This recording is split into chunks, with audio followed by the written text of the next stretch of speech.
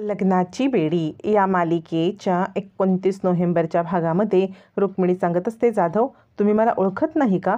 जाधव म्हणतात, हे बघा मी तुम्हाला ओळखत असतो तरी मला माझी ड्युटी करायलाच पाहिजे. ऋतुराज म्हणतो, तुमचा साहेब आहे ना गजा, तो माझा मित्र आहे. जाधव म्हणतात, कोणीही मित्र असलं काही असलं तरी मी माझी ड्युटी करणार. यावरती ऋतुजा म्हणते, हो पण कंप्लेंट केले कुणी? वहिनी साहेबांच्या विरोधात कंप्लेंट करायची हिंमत कुणाची झाली? यावरती आता जाधव सांगतात, हे बघा आम्ही तुम्हाला सांगायला बांधील नाही आहोत, आम्ही कुणालाच सांगू शकत नाही की कंप्लेंट कुणी केले ते, असं म्हणत आता मात्र जाधव आपली ड्युटी निभावत असतात. आता इकडे सगळ्यांच्याच मनामध्ये सिंधूनेच कंप्लेंट केले असं येत असताना तितकेच सिंधू बाहेर येते आणि आता सगळेच जण सिंधूकडे पाहायला लागतात. ॲक्च्युली कंप्लेंट रेश्माने केलेली असते. सिंधू तिकडे आल्यावरती सगळ्यांच्या नजरा सिंधूकडे वळतात. ऋतुजा म्हणते, हिनेच कंप्लेंट केलेली आहे, मला 100% विश्वास आहे वहिनी साहेबांना धमकी हीच द्यायची. यावरती रुक्मिणी म्हणते, हो माझा पण या गोष्टीवरती विश्वास आहे की कंप्लेंट हिनेच केलेली आहे, कारण हिने मला तशी धमकी पण दिली होती. असं म्हणत सगळेच जण सिंधूला ब्लेम करतात. यावरती इन्स्पेक्टर सांगतात, कंप्लेंट कुणी केले हे सांगण्याची आम्हाला परवानगी नाही आहे, तुम्हाला आमच्यासोबत यायला लागेल. यावरती रिषभ म्हणत असतो, रेश्मा तू काय केलंस का? रेश्मा मात्र मी काहीच केलं नाही असं सांगत असते. तोपर्यंत अन्वी पण तिकडे येते आणि सगळेच जण सिंधूकडे धावत येतात. तोपर्यंत रुक्मिणीला घेऊन इन्स्पेक्टर निघून गेलेले असतात. मग सगळेजण सिंधूवरती अटॅक करतात की तूच हे केलंस, तूच ते केलंस असं म्हणत लगेचच मधू सांगते, म्हणजे मला माहिती आहे तुला आणि तुझ्या मुलीला काकू खूप रागवतात, तुमच्यावरती चिडतात, पण म्हणून तू हे पाऊल उचलशील असं आम्हाला खरंच वाटलं नव्हतं. तू हे असं पाऊल कसं उचलू शकतेस सिंधू? याच्यावरती रेश्मा म्हणते, हो ना, दरवेळेला हिच्या लेकीला काकू घाडून पाडून बोलायच्या, त्यामुळे तू हे सगळं केलंस ना. ऋतुराज म्हणतो, याचे परिणाम खूप वाईट होतील. सिंधू मात्र विचार करत असते, हे मी जर केलं नाही आहे तर केलं कुणी असेल? त्यावेळेला राजश्री म्हणते, तुला मुलगी मानलं होतं पण इतक्या खालच्या पातळीला तू उतरशील असं मला वाटलं नव्हतं, आज तुझ्याकडून मी ही अपेक्षा केलीच नव्हती. सिंधू सांगत असते, मी खरंच काही नाही केलेलं आहे, मी काकूंच्या विरोधात कंप्लेंट कशी काय करू शकते? ऋतुराज म्हणतो, एक मिनिट, तुमच्या कुणाकडे पुरावा आहे का की हे सगळं सिंधूने केलेलं आहे? म्हणून सगळ्यांनी शांत बसा असं ऋतुराज आता सिंधूची बाजू घेऊन बोलायला लागतो. तोपर्यंत सगळेजण निघून जातात. रूममध्ये आल्यावरती राजश्री आता कंटिन्युअस राघवला कॉल करत असते. त्या ऋतुराज म्हणतो, अगं तो मिशनवरती गेलाय ना. यावरती राजश्री म्हणते, मग घरच्यांची जबाबदारी घ्यायची त्याची हे नाही आहे का? घरच्यांच्या मदत करण्याची ती सुद्धा त्याचं कर्तव्यच आहे ना. ऋतुराज म्हणतो, असं काय करतोस? मी वकिलांकडे जातोय ना, मी वकिलांकडे जातो आणि वहिनीला बेल मिळतोय का ते बघतो आहे आणि हे सगळं कुणी केलंय ना हे मी शोधून काढणार आहे. त्यामुळे आता ज्याने कुणी हे सगळं केलंय त्याला धडा शिकवल्याशिवाय मी गप्प बसणार नाही.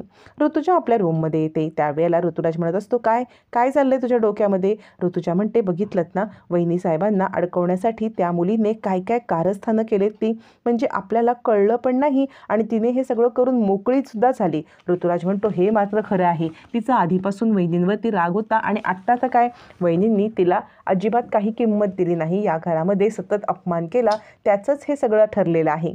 त्यावरती इकडे आता रिषभ सांगत असतो, रेश्मा मला खरं खरं सांग, तू खरंच काही केलेलं नाहीस ना? रेश्मा म्हणते, तू का माझ्यावरती डाऊट घेतोयस सारखा सारखा? मी काही केलं नाही, मी तुला किती वेळा सांगू? रिषभ म्हणतो, मग इतकी बावचळलेली का आहेस तू? रेश्मा म्हणते, तुला न माझ्यावरती संशय आहे? अरे सगळ्यांच्या समोर आलंय ना की सिंधू वहिनीने हे सगळं केलेलं आहे म्हणून, पण रिषभला राहून राहून रेश्मानेच हे सगळं केलंय असा 100% डाऊट असतो. आणि रेश्मा विचार करत असते, आत्तापर्यंत माझ्या चुका काढताना काढा, माझ्या अजूनही चुका काढा, तुमची एकदाची बॅलन्स शीट मी क्लोज केलेली आहे. आता रेश्माने हे सगळं कारस्थान ज्या वेळेला पैशाचा इश्यू झालेला असतो, रुक्मिणीने सगळ्यांच्या समोर तिचा अपमान केलेला असतो, त्यावेळेचा बदला घेण्यासाठी केलेला असतं. आणि रेश्मा स्वतःशीच हसत असते. तिला ऋतुजा म्हणते, काय गं रेश्मा, तुला काय वेड लागलंय का? म्हणजे मोबाईल बंद आहे आणि स्वतःशीच काय हसते आहेस? तोपर्यंत इकडे आता मधू सांगत असते, आई अहो खूप मोठी गडबड झाली, म्हणजे हा जो डोमेस्टिक व्हायलन्सची केस आहे ना, हा नॉन बेल म्हणजे ह्याला बेल मिळत नाही असा क्राईम आहे, त्यामुळे आपल्या काकूंना बेल नाही मिळणार. राजश्री म्हणते, अरे देवा, आता हे काय आणखीन नवीन? सगळ्यांनाच चिंता पडते की आता या डोमेस्टिक व्हायलन्सच्या केसमध्ये जर बेल मिळाली नाही तर काय होणार, हे सगळ्यांनाच विचार पडला असताना रेश्मा गडबडते जेव्हा मधू सांगते की ही जी कंप्लेंट ज्याने केले ना त्यानेच ही कंप्लेंट मागे घेतली तरच आणि तरच आपल्या काकू सुटू शकतात. हे सगळं आता सिंधू ऐकते आणि विचार करते, ही कंप्लेंट केली कुणी, हा सगळा काय प्रकार आहे हे जाणून घ्यायला पाहिजे आणि काकूंना या प्रकरणातून सही सलामत मला सोडवायलाच पाहिजे. आणि सिंधू मनाशी ठाम निश्चय करून बाहेर पडते. सिंधू बाहेर पडते तेव्हा तितके अन्वी येते. अन्वी सांगते, सिम्मा तू कुठे चालली आहेस? सिंधू म्हणते, मला ना काकूंना सोडवायला जायला पाहिजे. अन्वी सांगत असते, हे बघ, तिने तुझ्यावरती इतके मोठे आरोप केले, सगळे घरचे तुझ्याशी इतकं चुकीचं वागतायत, तुझ्याबरोबर इतका अन्याय झालाय, तरी तू कसं काय चांगलं वागू शकतेस? या सगळ्यांना धडा शिकवण्यासाठी हीच तर वेळ आहे. तू या सगळ्यांना धडा शिकव आणि आता म्हणजे आजीला सोडवायची काहीच गरज नाही. सिंधू म्हणते, हे बघ, किती काही झालं ना तरी त्यांनी हे साम्राज्य उभं केलंय. राखीताई लहान असताना त्यांचे मिस्टर म्हणजे तुझे आजोबा त्यांना सोडून निघून गेले. मग त्यानंतर या घराचा सगळा कारभार त्यांनी स्वतःच्या हातामध्ये घेतला.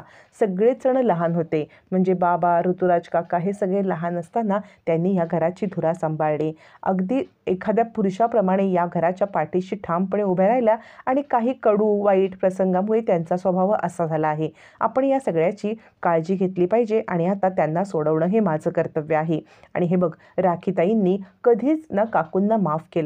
तू सुद्धा आता मनामधून हे सगळं काढून टाक बरं आणि मनामध्ये कोणताही किंतु परंतु ठेवू नकोस आणि तू सुद्धा आजीला माफ कर. यावरती अन्वी सांगते, ठीक आहे, म्हणजे मी विचार करेन, पण मला हे जमेल असं वाटत नाही आहे. पण तुझं जितकं कौतुक करावं ना तितकं कमी आहे. तू या सगळ्यामध्ये तुझ्यावरती अन्याय होत असूनसुद्धा बाकी कुणावरती अन्याय होऊ देत नाहीस. मला याचं खरंच कौतुक वाटतं सिम्मा. असं म्हणत अन्वी आता सिंधूचं कौतुक करत असते आणि सिंधूला आता रुक्मिणीला सोडवायला जायचं असतं. सिंधू सांगत असते, किती काही झालं ना तरी काकूंना मी या सगळ्या प्रकरणातून सोडवणार. यावरती अन्वी म्हणते, पण तू करणार काय आहेस? तुझ्याकडे काही पुरावा आहे का? किंवा कुणी हे सगळं केलंय तुला माहिती आहे का? सिंधू म्हणते, कुणी केलंय माहिती नाही आहे, पण साधारण मला अंदाज आहे की हे सगळं कोण करू शकतं. त्यामुळे आता या अंदाजावरतीच मी न काकूंना सोडवणार.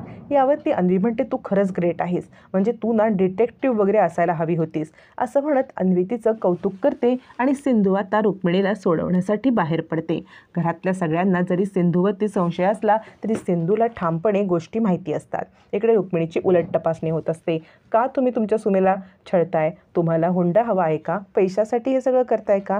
यावरती रुक्मिणी सांगते, हे बघा, रत्नपारखी आहोत आम्ही. आमच्या या पुण्यामध्ये भरपूर पेढ्या आहेत. पैशांची आम्हाला गरज नाही आहे. पैशासाठी सुनेला त्रास देणारी आमची फॅमिलीच नाही आहे. तुम्हाला कळतंय का? तुम्ही पुण्यामधल्या एका आमदार बाईसोबत बोलताय. यावरती पोलीस सांगते, हा आमदारकीचा माज आहे ना, हा तुमच्याकडे ठेवा. आम्ही आमचं फक्त कर्तव्य करत आहोत. तुम्ही तुमच्या सुनांना त्रास दिलाय, तुमच्यावरती जर हे गुन्हा सिद्ध झाला ना तर तुम्हाला बेलसुद्धा मिळणार नाही. एवढी गोष्ट लक्षात घ्या आणि पोलिसांना कोऑपरेट करा.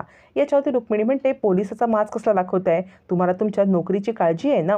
यावरती आता पोलीस इन्स्पेक्टर चिडतात आणि म्हणतात, ओ मॅडम, तुमच्या आमदारकीचा माज ना तुम्ही तुमच्याकडेच ठेवा, आम्हाला हा माज दाखवू नका. जर का तुम्हाला एकदा लॉकअपमध्ये बंद केलं आणि तुमच्यावरती असे चार्जेस लावेन ना की बाहेर पडण्यासाठी तडफडाल. असं म्हणत इन्स्पेक्टरसुद्धा रुक्मिणीला धमकी देते.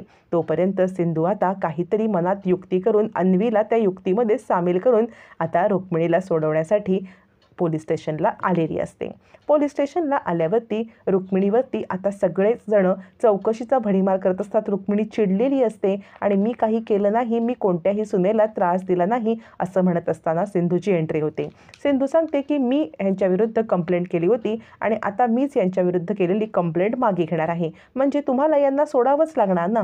असं म्हणत सिंधू आता स्वतःवरती आरोप घेऊन रुक्मिणीला सोडवण्यासाठी हे सगळे प्रयत्न करत असते.